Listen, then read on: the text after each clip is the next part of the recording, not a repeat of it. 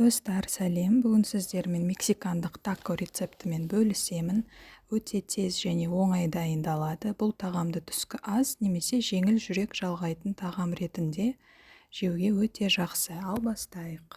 Ең бірінші қызып тұрған табаға сұйық май құйып, тартылған етті 3-4 минуттай қуырып аламыз. Енді осылай майда туралған пияз салып, ол жұмсарып піскенше қуырамыз. Артынан томат пастасы мен тұз бен дәмдеуіштерді қосып, араластырып 1-2 минуттай қурмалаштап аламыз. Келесі, майдалап туралған қызыл тәтті бұрыш қосып, араластырып, қақпағын жауып 3-4 минуттай пісіреміз.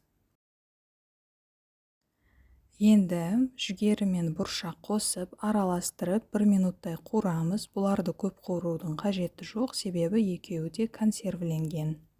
Соңында ас көк қосып, барлығын араластырып, оттан аламыз. Біздің салма дайын. Енді бізге осындай лаваш керек болады. Жай ғана үлкен лаваштан өзімізге керек диаметр домалақ етіп кесіп аламыз.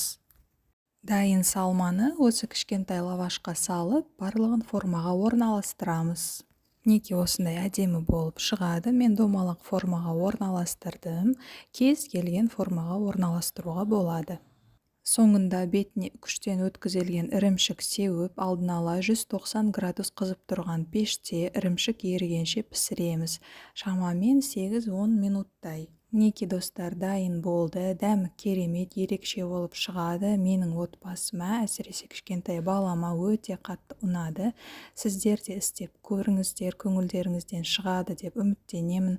Осы рецепт сіздерге ұнаған болса, лайк басып, тіркелуді ұмытпаңыздар. Видеоны қарағандарыңыз үшін рахмет. Қош сау болыңыздар.